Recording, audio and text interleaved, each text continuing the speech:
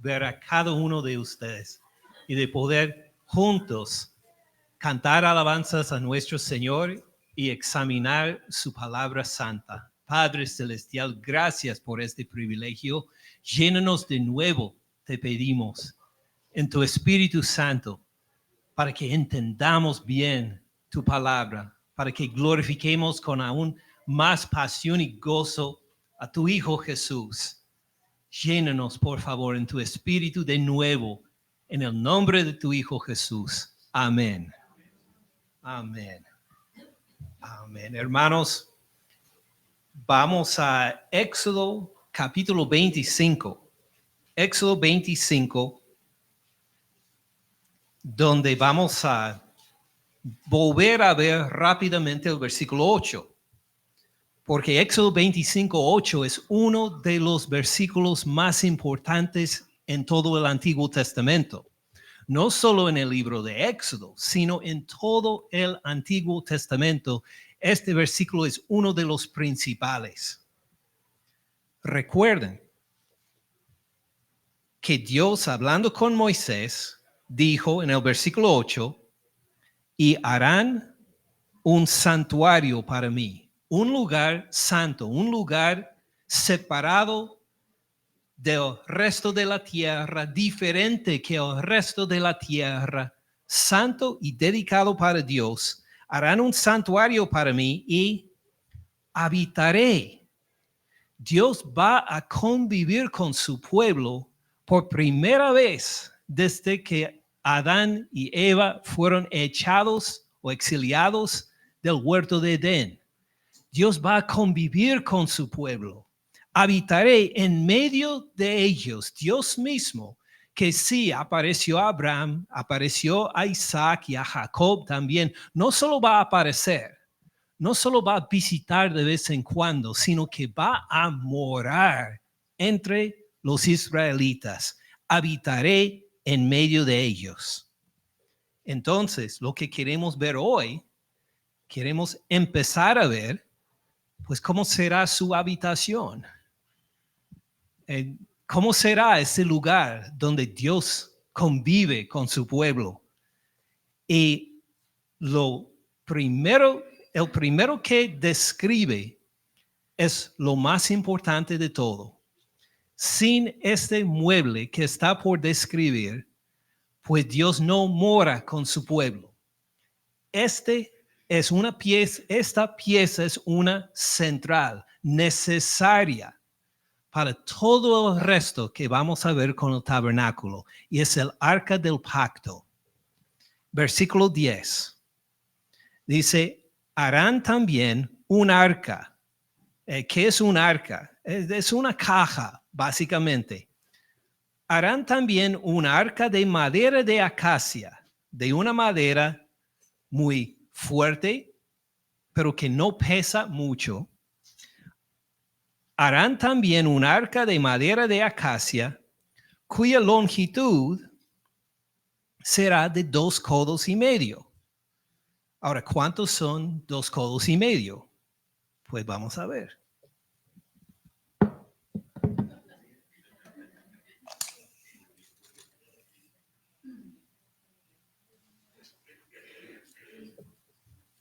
Más o menos así. Esto sería 2 codos y medio. Y uno dirá, ¿solo esto? ¿Solo esto son 2 codos y medio? Sí. Y de longitud, de anchura, más o menos de altura, lo mismo. Entonces uno dice, de ancho, así de largo. Mira, pues esto no parece muy grande. Sí, no es grande.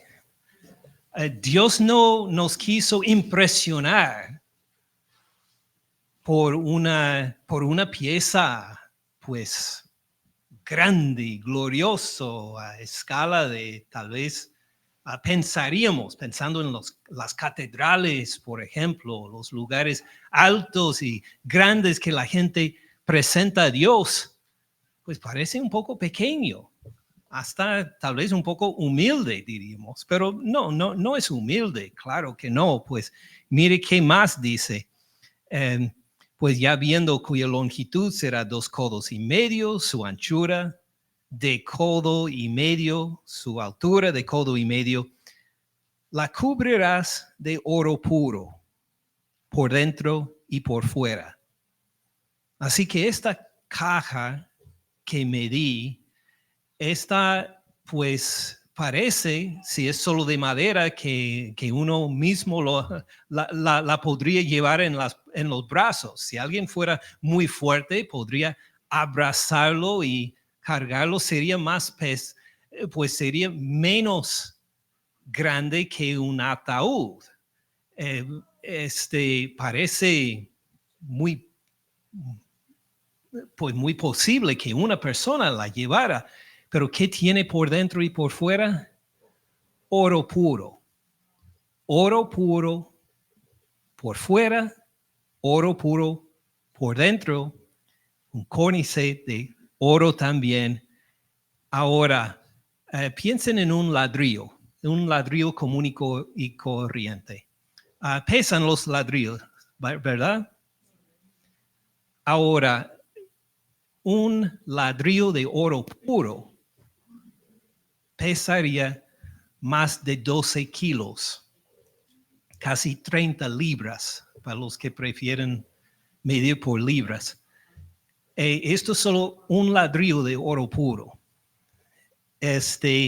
Ahora, no sabemos el grosor de esta caja, entonces no les puedo decir, nadie les puede decir cuánto pesaba el arca, pero si era más pesado para que lo llevara una sola persona, tendrían que llevarla algunas personas. Y no solamente, pues, simplemente por el peso. Había algo más importante que el tamaño y el peso, que era la santidad de ese objeto. Nadie lo pudo tocar, porque era el trono de Dios. Solo Dios debe morar encima de este trono del arca del pacto. Nadie más pudo, aun por accidente, poner la mano encima del trono de Dios, del arca del pacto, sin morir inmediatamente. Era la santidad de este objeto por la presencia de Dios lo que era más llamativa. Pues versículo 11, la cubrirás de oro puro por dentro y por fuera y harás sobre ella una cornisa de oro alrededor. Y fíjense que esto fue edificado para ser transportada. Versículo 12, fundirás para ella 4 anillos de oro que pondrás en sus 4 esquinas. Ahora, dependiendo de la traducción, algunas traducciones lo interpretan de esta manera, para decir en sus 4 patas, sus 4 columnas para apoyarlo. Es que nadie sabe exactamente si el arca del pacto fue puesto en el piso o sobre algunas patas. Según el hebreo acá, algunos lo interpretan como 4 esquinas. A lo mejor lo ponían en el piso. Otros dicen no es esquinas, son 4 patas. Entonces estaba un poco más elevado del piso, encima de 4 patas. Lo que pasa es que este vocabulario hebreo de este entonces es muy técnico, muy preciso, y por los años se han perdido el significado. Entonces algunos dicen 4 esquinas, otros dicen 4 patas. En realidad no sabemos exactamente. Hay detalles acá de que simplemente no sabemos con exactitud lo que era. Por ejemplo, les mencioné el grosor del oro. Esto tendría mucho que ver en cuanto al peso de esta arca. Simplemente Dios no nos dijo todos los detalles. Moisés entendió, Dios entendió, los artistas que lo fabricaron entendieron completamente. Pero hoy en día no podemos señalar con exactitud así se veía. Si ve en una Biblia de estudio, si ve una representación de artista que dice, mire, así fue el arca del pacto, esto simplemente es una interpretación. No podemos, no hay ninguna fotos de esta época, no hay ningún video para que digamos, oh, fue exactamente, precisamente así. Pero lo que Dios nos dio por su Espíritu Santo es todo lo que Él quiere que sepamos en cuanto al arca del pacto y los otros muebles del tabernáculo. Él nos comunicó exactamente no solo lo necesario para la construcción en ese entonces, sino para que nosotros lo conociéramos al Señor aún mejor que antes de haber leído este pasaje. Entonces, si su Biblia dice 4 patas, dice, pues, ¿qué será?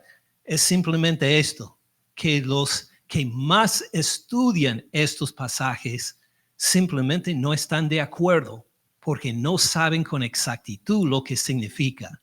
Pero esto no afecta a nuestra fe de ninguna forma. Lo que podemos entender claramente es que esta arca fue fabricado para ser transportado. Que Dios no solo mora en un lugar geográfico, como Roma, o como Jerusalén, o como Auburn, Georgia, o donde sea. Él no está asociado solo con un lugar geográfico. Y mientras su pueblo pasaba del monte Sinaí para la tierra prometida, y aun cuando entra en la tierra prometida, Él va a estar de cerca. Él los va a acompañar. De forma parecida, ¿qué tal si nosotros cambiamos de lugar? Dios se queda acá en Auburn, Georgia. Lo sentimos mucho, pero si usted va a otra parte, si cambia a otro estado, va a estar lejos de Dios porque Dios mora acá con nosotros en Auburn, Georgia, ¿verdad? No, Dios no está limitado a un lugar geográfico. De esto, pues, no solo enseña a nosotros, enseñó a su pueblo en ese entonces. ¿A dónde van ellos? ¿A dónde caminan ellos? Él está presente. No solo esto, sino a dónde camina Él. Ellos deben seguir también en obediencia, siguiendo los pasos de Él. Pero estamos adelantando un poco. Volvamos a Éxodo 25. Ya vimos el versículo 12. Fundirás para ella 4 anillos de oro que pondrás en sus 4 esquinas o patas. 2 anillos de un lado de ella, a un lado de ella, 2 anillos al otro lado. Harás unas varas de madera de acacia, las cuales cubrirás de oro. Lo que vamos a encontrar es que todo lo más santo, lo que está más asociado con la presencia de Dios en el tabernáculo, se hace de oro. Luego de plata, luego de bronce. Las cosas santas, pero no tan santas como donde está la presencia de Dios. Toda esta arca es de oro encima de madera de acacia. Las varas, versículo 14, meterás las varas por los anillos a los lados del arca para llevar el arca con ellas. Las varas quedarán en los anillos del arca. Es decir, nunca van a remover estas varas del arca del pacto. O van a haber otras piezas con varas también para transportarlas. Pero en estas otras van a quitar las varas. Las pueden poner y quitar. Pero como nadie, nunca, ni el sumo sacerdote puede tocar el arca del pacto siempre habrá estas varas para que los levitas, como veremos en otro capítulo, lo van a levantar sin tocar nunca el trono de Dios. Las varas quedarán en los anillos del arca, no se quitarán de ella. Entonces, ¿qué tenemos con esta caja? Pues es de madera, cubierta de oro, con las varas para que nadie las toque, pero que se puede transportar con el pueblo de Dios. Y así sería una descripción más básica. Pero noten que había algunas expectativas con el arca también. No era simplemente una pieza, un mueble, que estuvo ahí de memorial para recordarle a la gente de algo sobre Dios. Había más expectativas acerca de este arca. Por ejemplo, miren rápidamente un pasaje breve que vimos en la escuela dominical del libro de Números. De Números, capítulo 10. Vamos a Números, capítulo 10, versículo 35. Me atrevo a hacer una pregunta de los que estuvieron para la escuela dominical. Muy bien, con confianza, dicen que sí. ¿Por qué es importante Números 10 en el transcurso de esta parte del Antiguo Testamento? ¿Por qué es importante Números 10? Sí, es cuando se fueron los israelitas del monte Sinaí. Entonces, desde Éxodo capítulo 19 hasta Números, pues pasando por todo Éxodo, el resto de Éxodo, todo Levítico, los primeros 10 capítulos de Números, Israel está en el monte Sinaí. Y ahora en el Números capítulo 10 salen del monte Sinaí, ahora después de tener su pacto con Dios. Números capítulo 10, versículo 35. Cuando el arca se movía, ¿qué decía Moisés? Cuidado con el arca, no lo toquen. No, dijo, levántate, oh Jehová. Es decir, que él hablaba suponiendo que Jehová Dios lo iba a escuchar.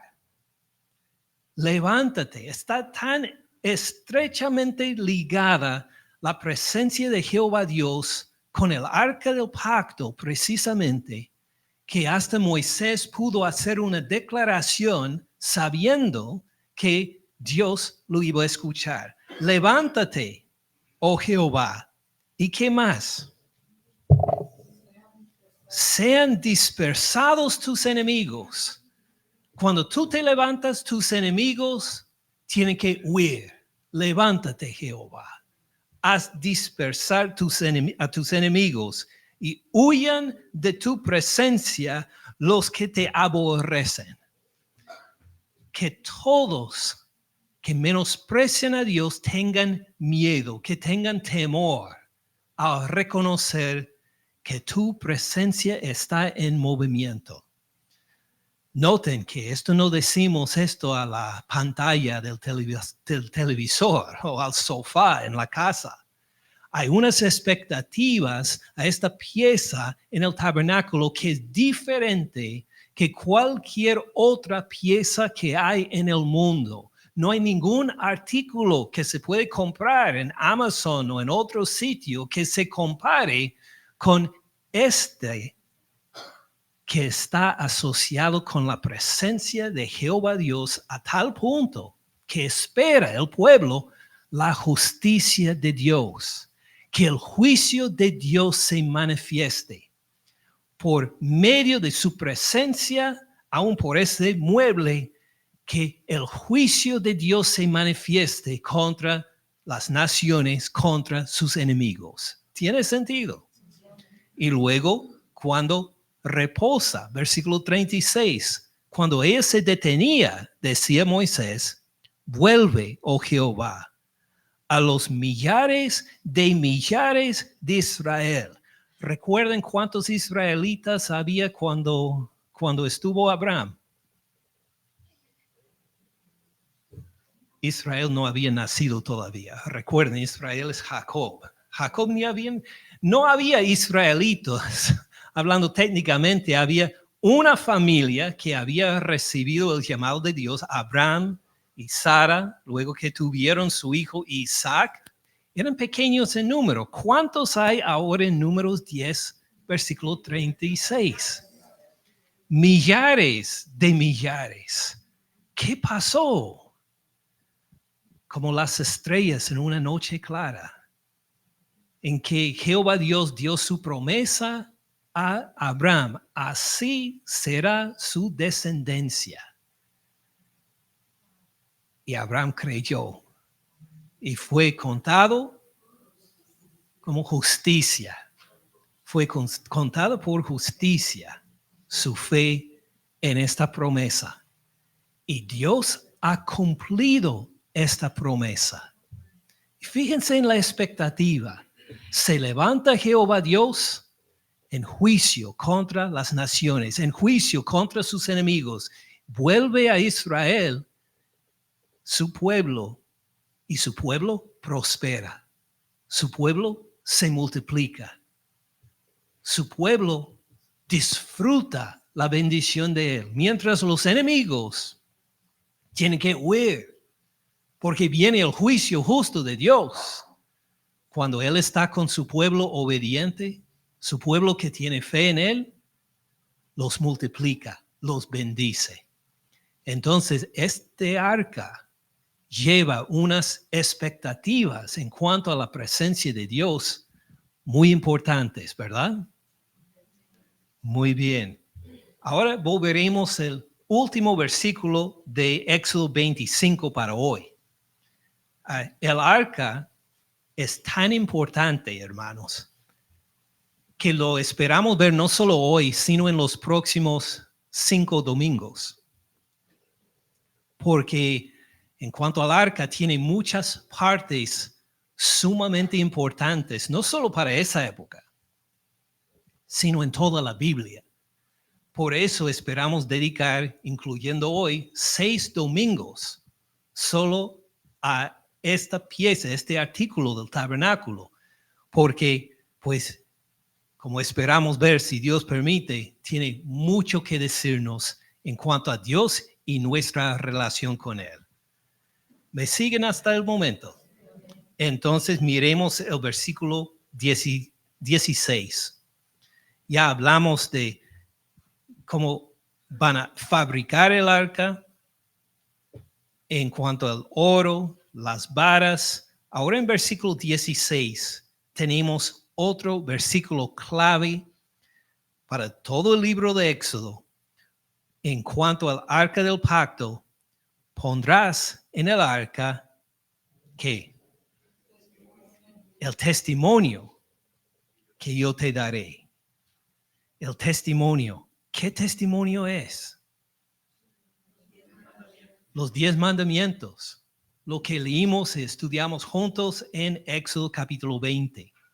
Y por extensión, no solo Éxodo 20, sino todas las leyes de Éxodo 20 hasta el final de Éxodo 23, llegando a su punto culminante en Éxodo 24, cuando cortaron un pacto con Jehová Dios, entraron en pacto con Jehová Dios.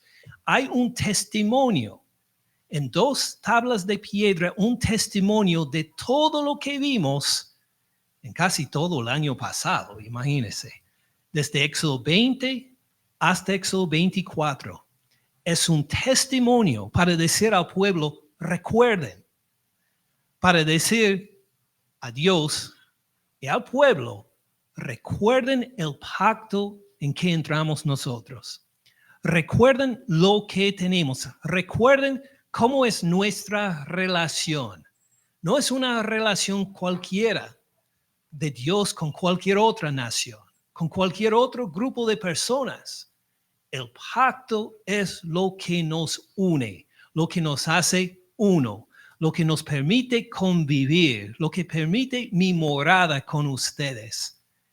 Y ahí está el testimonio. En el trono de Dios está el testimonio para que el pueblo de Israel tenga estas expectativas de Dios y de ellos mismos. Así somos nosotros, lo que se describe en el testimonio, lo que se describe en el pacto. Tenemos el testimonio en el trono mismo de Dios. ¿Y qué esperamos de Dios? Según el testimonio que está en el trono, estas son las expectativas que tiene Dios, que va a manifestarse en juicio contra sus enemigos. En cambio, va a convivir con su pueblo obediente, su pueblo que responde a su palabra, a su testimonio por fe, pues les va a bendecir. ¿Tiene sentido de esta importancia? Entonces, si esto entendemos, a lo mejor entendemos aún mejor uno de los salmos, el Salmo 50, que habla de la presencia de Dios. No menciona el arca, pero sí menciona la presencia de Dios, porque esto es lo principal del arca, la presencia de Dios encima de ella para reinar. ¿Tiene sentido? Espero que tenga más sentido al ver el Salmo 50. Vamos al Salmo número 50. Salmo 50.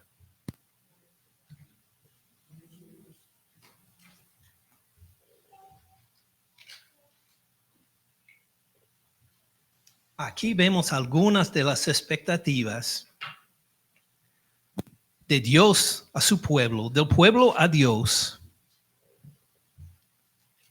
que va de acuerdo con el testimonio de la presencia de Dios. Salmo de Asaf, uno de los principales que dirigía la música de alabanza en el templo a Dios. Versículo 1. El Dios de dioses, Jehová, ha hablado y convocado la tierra, desde el nacimiento del sol hasta donde se pone. Otra vez, Dios es solo Dios de una caja cubierta de oro en el tabernáculo. No, cuando Él manda, todas las naciones tienen que responder. Desde donde se levanta el sol hasta donde se pone. El Dios de dioses, Jehová, ha hablado y convocado no solo Israel, sino la tierra, desde el nacimiento del sol hasta donde se pone, de Sión, hablando no del monte Sinaí, sino el monte de Sión, donde en esa época está colocada la presencia de Dios, el arca. De Sión, perfección de hermosura. El arca se ha resplandecido. No. ¿Quién ha resplandecido? Sí, vamos a ver que parte de la construcción del tabernáculo es para manifestar la belleza de Dios. Pero al final de todo, no es que el tabernáculo es bello, no es esto el motivo, sino que Dios hace que el tabernáculo sea bello, que sea un lugar especial, ¿verdad? Entonces, Dios ha resplandecido. Vendrá nuestro Dios y no callará. ¿Qué va a pasar según el versículo 3? Fuego consumirá delante de él y tempestad poderosa le rodeará. ¿Recuerdan la expectativa de Moisés? Levántate, Jehová, para que huyan tus enemigos. Está hablando del mismo juicio. Ahora, la presencia de Dios, pues manifestada por el arca del pacto, muestra que ha venido Dios. Dios no se va a callar y viene para juzgar, viene en juicio. Convocará a los cielos de arriba y a la tierra para juzgar a su pueblo. Ahora, imagine que usted ha pecado. Y vamos a decir que no hay ningún testigo, nadie que te vio pecar. ¿A qué fue visible tu pecado? A los cielos y la tierra. A menos que fuiste al Marte para pecar, que imagino que no puedes hacer. Donde hay cielos, donde hay tierra, hay de alguna manera algún testigo que puede llegar a informar al juez, a Dios, de lo que has hecho. Esta es la idea de describir los cielos y la tierra de esta manera. Cuando pecamos, tal vez está escondido a la vista de todos los seres humanos, pero no está escondido a Dios. Y los cielos y la tierra pueden testificar contra el pecador ante Dios para que su juicio justo venga. ¿Tiene sentido? Convocará a los cielos de arriba y a la tierra para juzgar. Pues pensamos para juzgar a las naciones, ¿verdad? Para juzgar a todos, para juzgar ¿a quiénes?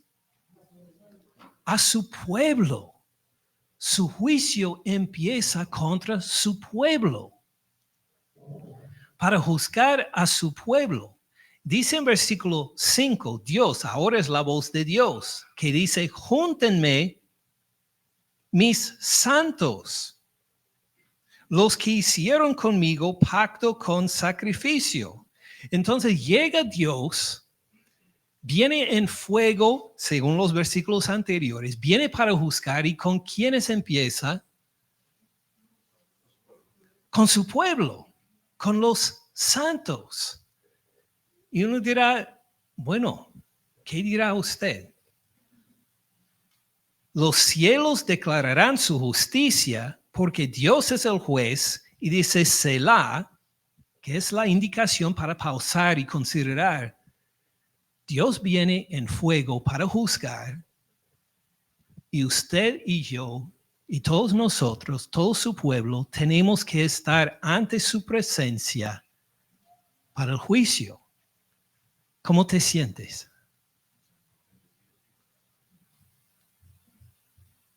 ¿Cómo te sientes? Que cada uno decida por sí cómo va a responder. ¿Asustado? ¿Sería apropiado? ¿Temblando? ¿Con temor? Si viene en fuego, no es solo para calentarnos. Si viene para juzgar y viene con fuego, sí debemos temblar. Debemos decir, pero Señor, ¿qué es lo que quieres comunicarnos? En juicio. Versículo 7. Oye, pueblo mío, y hablaré. Recuerden, dijeron que él no iba a callar. Entonces ahora va a hablar y habla primero en juicio a su pueblo. Escucha, Israel, y testificaré contra ti. Yo soy Dios, el Dios tuyo. Ahora está empezando a temblar. Si no ha empezado a temblar, ya debes estar temblando. Porque Dios viene como juez, viene a testificar no a favor nuestro, sino contra ti, dice. Versículo 8. No te reprenderé por tus sacrificios, ni por tus holocaustos que están continuamente delante de mí. Entonces, ¿en qué situación está su pueblo? Activamente lo adoran. Si uno mirara las actividades de su pueblo en este entonces, se quedarían impresionados. Mire, todos dan su ofrenda a Dios. Están cumpliendo con los sacrificios. Están haciendo lo que deben hacer en obediencia a Dios. Gloria a Dios. Su pueblo es un pueblo activo en las cosas de Dios. Dice Dios, no te reprenderé por tus sacrificios. Él examina sus obras y dicen que hay mucha actividad a favor de Dios. Dice, no tomaré de tu casa becerros, ni machos cabríos de tus apriscos, porque mía es toda bestia del bosque y los millares de animales en los collados. Ahora, uno escucha el versículo 10 y dice, sí, reconozco este versículo. Cada vez que hay un hermano que padece una escasez económica, ¿qué le dicen? El versículo 10. No te preocupes, hermano, tú tienes un Dios que dice, porque mí es toda bestia del bosque y los millares de animales en los collados. No te preocupes. Tal vez no tienes lo suficiente para pagar tus biles este mes, pero eventualmente Dios te va a dar suficiente. ¿Ha escuchado este versículo usado en esta situación? ¿Sabes que lo arrancaron fuera de su trasfondo para animar al hermano de baja economía? ¿Qué significa? Dios dice, mire, ustedes dan muchos sacrificios.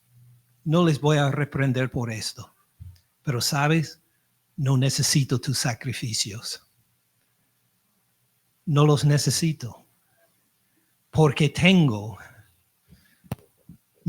mía es toda bestia del bosque y los millares de animales en los collados. Cuando haces un gran sacrificio para mí, estás tomando lo mío para dármelo. ¿Qué gran cosa es esta? Pues, ¿cuál sería la aplicación de este versículo? Para que no nos quedemos impresionados por lo que hemos hecho para el Señor. Que no digamos, mire, este año pasado he dado en ofrenda tal cantidad, más que antes, gloria a ti sea, Señor. Mire cómo te estoy sirviendo. Mire lo que estoy haciendo, Señor. Mire cómo soy siervo tuyo y lo pongo en evidencia de mis muchas actividades entre muchos ministerios. Y Dios dice, no te voy a reprender por tus actividades. Pero sabes, no las necesito. Porque soy el Dios de toda la tierra. No te quedes impresionado por lo que has hecho por mí. Este es el trasfondo del versículo. Y esta es la reprensión a su pueblo, que hacían mucho por el Señor. Y Dios le dijo, ¿sabes quién te dio estos animales que estás sacrificando? Eran míos, son míos, tú los has ofrecido a mí, pues no te voy a reprender por el presentar los sacrificios, por hacer tantas actividades, sino por enorgullecerse, por pensar que eres alguien por haberlos hecho.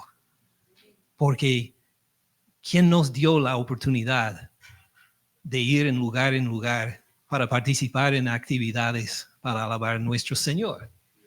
Dios. ¿Quién nos dio nuestra inteligencia que podemos aplicar a las cosas del Señor? Nuestro Dios. ¿Quién nos dio el dinero con que presentamos ofrendas a Dios? Dios. Todo es de Él y por eso reprendió a su pueblo, porque empezaban a enorgullecerse por todo lo que hacían por Él, cuando Él respondió para decir, no estoy impresionado. Versículo 11. Conozco a todas las aves de los montes. Todo lo que se mueve en los campos me pertenece. No hay nada que podemos encontrar para decir, Dios, tú te vas a quedar muy impresionados con esto. Dice, no, todo es mío. Versículo 12, si yo tuviera hambre, claro que Dios no tiene hambre, pero si yo tuviera hambre, no te lo diría a ti, porque mío es el mundo y su plenitud. Fíjese cuán insignificantes somos en todo el plan de la historia de la tierra. ¿Quiénes somos nosotros? No somos nadie, somos insignificantes, no podemos impresionar a Dios y este es el mensaje que quiere comunicar Dios a su pueblo en juicio como juez. Versículo 13. ¿He de comer yo carne de toros? ¿He de beber sangre de machos cabríos? Claro que no, Dios no necesita estos sacrificios. ¿Qué quiere entonces? Versículo 14. Sacrifica a Dios alabanza. Dice, ¿sabes lo que quiero más que estos sacrificios? Que me sacrifiques tu alabanza. Que me declares mis grandezas, que anuncies a los otros las maravillas que he hecho. Cuenta en voz alta a los otros mis alabanzas. Este es el sacrificio que quiero. Entonces decimos, está bien, salimos bien porque vamos a reunirnos a cantar alabanzas continuamente. Pero añade más en este versículo. Sacrifica a Dios alabanza y paga tus votos al Altísimo. Dice, mire, simplemente quiero que cumplas tus palabras. No solo quiero que des alabanza. Sí, da alabanza. Pero de una boca que cumple sus promesas. Paga tus votos también. No me cantes si tienes votos en que has dicho algo pero no los cumples y no le importa y que se ha olvidado. No, por favor, con seriedad maneja tu boca para cumplir tus votos y junto con esto, dame alabanza. Versículo 15. ¿Qué más quiere escuchar de nuestra boca? Invócame en el día de la angustia. Dice Dios, ¿sabes lo que quiero escuchar? Alabanzas de una boca que cumple sus promesas y también que me digas cuando me necesitas. En tu día de angustia, en tu día cuando no puedes más, en el día en que te sientes desesperado, que no puedes dar un paso más, quiero escuchar tu oración pidiendo ayuda. Porque más que los mejores sacrificios que hay, me glorificas cuando me llamas y yo te respondo. Esto es lo que quiere escuchar Dios, que le invocamos cuando estamos en nuestros días de angustia. ¿Tiene sentido? Qué impresionante nuestro Dios. Que Él no pidió que diera más ofrendas, a levantar una nueva ofrenda ni nada de esto. Pide cuando me necesitas, clama. Así me glorificas. Uno dirá, pero cuando estoy pasando por tribulaciones, ¿cómo es que te estoy glorificando? Esto no es glorificarte, el llamar tu nombre y pedir que me ayudes. Dice el Señor, oh sí, esto es mejor que cualquier sacrificio que presentas. El hecho de que cuando me necesitas, me llamas. Esto me da más gloria que cualquier cosa que pones en un plato de la ofrenda. Invócame en el día de la angustia. ¿Y qué promete? Versículo 15. Te libraré. Te sacaré de estos apuros.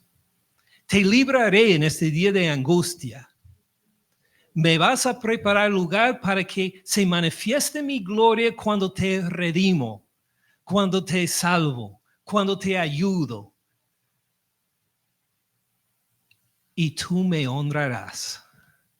Y luego tú vas a dar testimonio de mi bondad contigo. Impresionante. ¿Cuántas veces pensamos en la fe cristiana como algo que nos motiva a ser autosuficientes, cuando en realidad la fe cristiana que glorifica a Dios, la fe cristiana es algo que nos hace dependientes completamente del Señor. Sean lo que sean nuestros logros, sean lo que sean nuestros ahorros y planes para el futuro, estas cosas no impresionan a Dios. Lo que le impresiona es cuando su pueblo le clama y le da la oportunidad de redimir y de salvar, para luego honrarlo por contar estas alabanzas a todos, para testificar: mi Señor me ayudó, mi Señor me protegió, el Señor me levantó la cabeza cuando estaba deprimido, cuando no pude levantar la cabeza, el Señor me lo hizo levantar para verlo en su gloria. La gloria sea a Él. Esta alabanza es lo que desea Dios. Gloria a Dios. Y pasamos al versículo 16. Ahora pasa a otro grupo. Pero al malo, dijo Dios. Wow. ¿Cómo le pareció el juicio de Dios a su pueblo? Hasta el versículo 15. Un poco difícil de escuchar, pero fíjese cuán glorioso es nuestro Dios. Ahora va a hablar a otro grupo, a los malos. Pero al malo, dijo Dios, ¿qué tienes tú que hablar de mis leyes? Que tomar mi pacto en tu boca. Fíjese que el malo, cuando pensamos en el malo, pensamos en alguien que ha rechazado a Dios, que se ha apartado de Dios, que ya no tiene nada que ver con el pacto, pero parece que este malo se identifica con su pueblo. Está en su pueblo y hasta sabe las leyes de Dios y las repite, hasta las explica a los otros. Al malo dijo Dios: ¿qué tienes tú que hablar de mis leyes y que tomar mi pacto en tu boca? Pues tú aborreces la corrección. ¿Qué es la corrección? La disciplina de Dios que da a todos los suyos. Recuerden que cuando Dios recibe a uno como hijo adoptado, ¿qué le hace? Pues claro, lo redime, lo lava, lo adopta y según Hebreos capítulo 12, lo disciplina. Igual como un papá disciplina a sus propios hijos, no a los hijos del vecino, sino a sus propios hijos, pero siempre para bien, siempre con amor, siempre con paciencia, siempre para la santidad de este hijo adoptado. Pero ¿qué ha hecho este malo? Pues tú aborreces la corrección. Dios corrige y este dice: no, lo voy a hacer a mi manera. No importa lo que has dicho tú. Ya sé lo que has dicho tú y no me importa porque aborrezco tu corrección.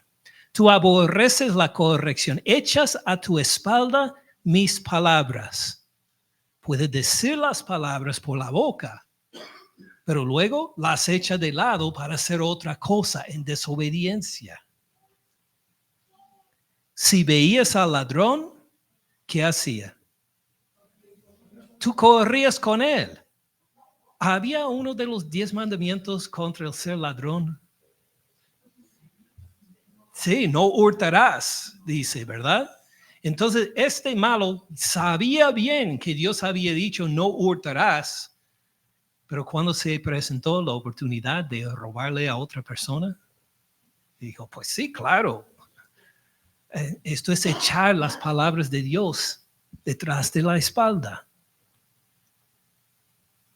Si veías al ladrón, tú corrías con él, y con los adúlteros era tu parte. Dijo, pues, imagine al adulterio. Dios dijo algo contra el adulterio: no adulterarás. Y dijo: bueno, voy a convivir con los que se adulteran. No importa lo que ha dicho Dios. Versículo 19, tu boca metías en el mal. Piensa en uno que está en un buffet y come, todo lo que tiene 2, 3, 4 platos y consume todo lo que hay. Este malo está consumiendo la maldad o el pecado de esta forma.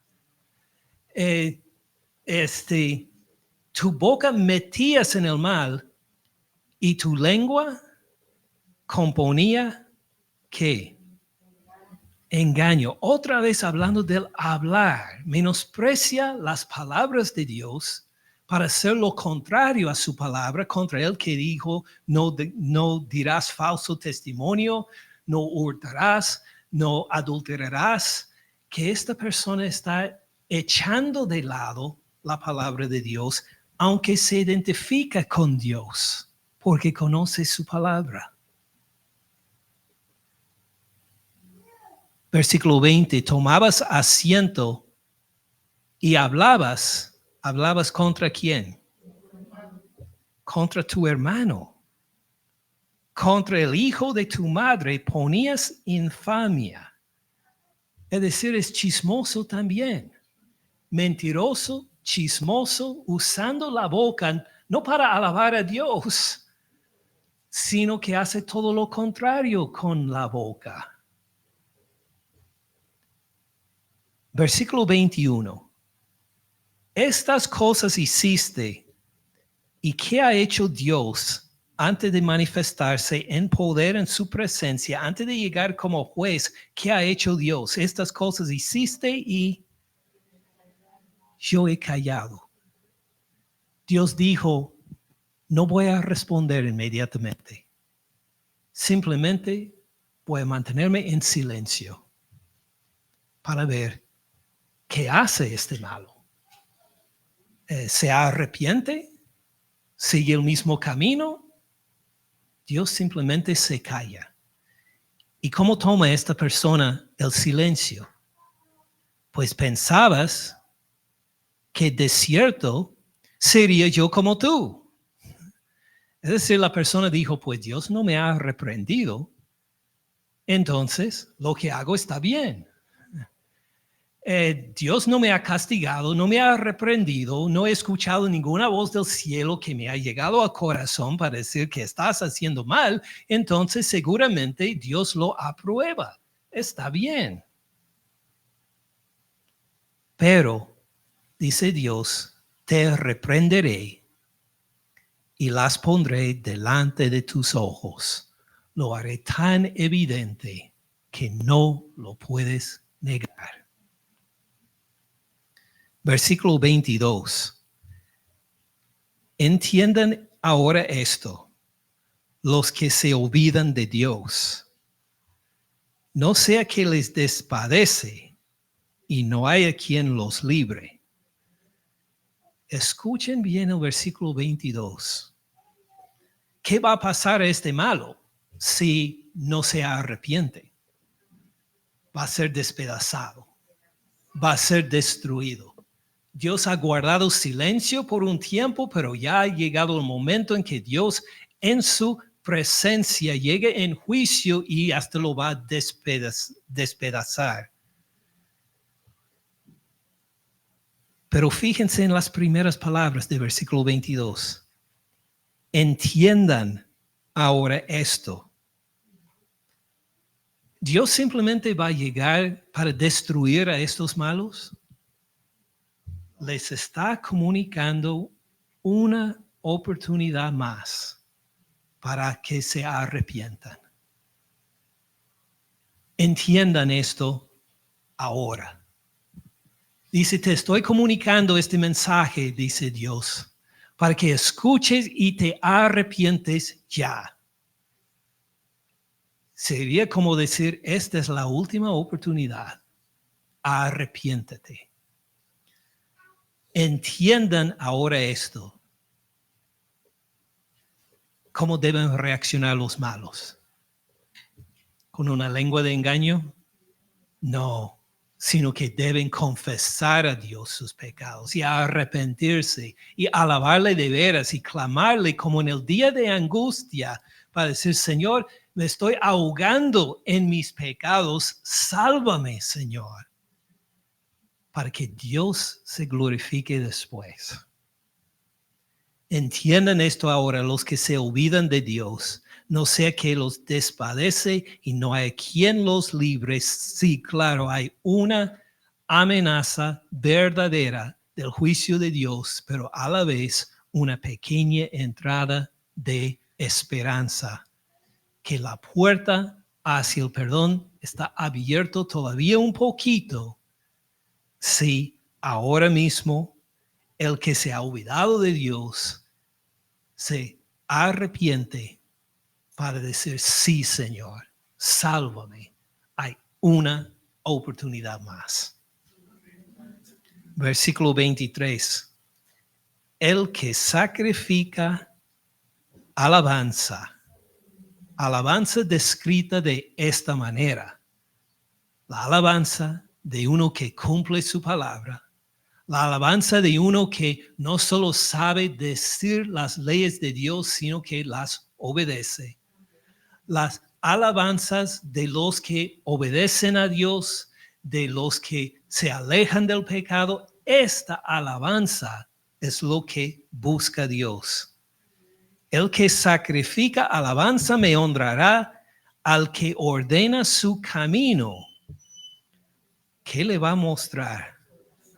La salvación de Dios. Esta salvación está abierta para quienes vino Cristo Jesús, según el apóstol Pablo, a los pecadores.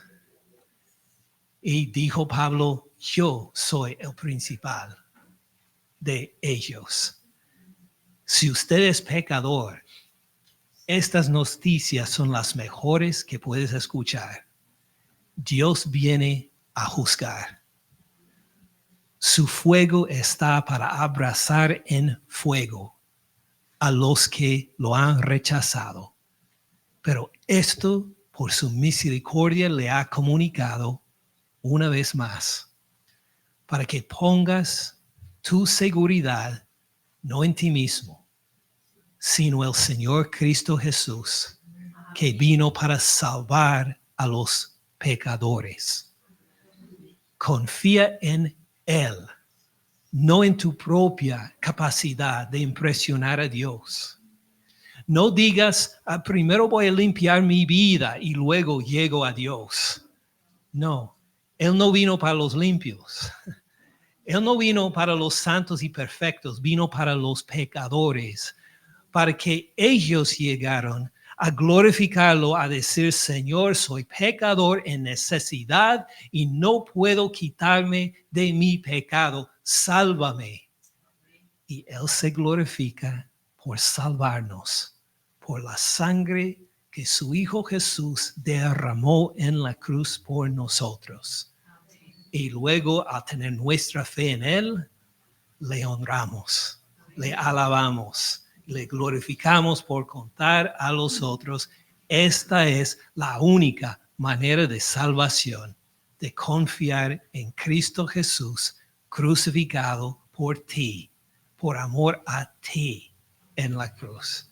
Padre Celestial, gracias por tu presencia manifestada en el arca del pacto para juicio, para perdón, para hacer temblar las naciones y para perdonar y prosperar a su pueblo.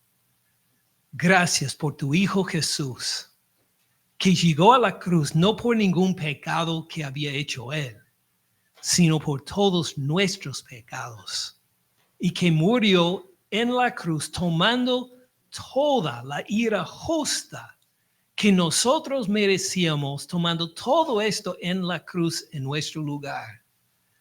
Padre Celestial, si hay cualquier persona que está confiando en su propia capacidad de calcular las cosas, de poder acercarse a ti sin aceptar el único camino que es tu Hijo Jesús, que ha muerto por él o por ella.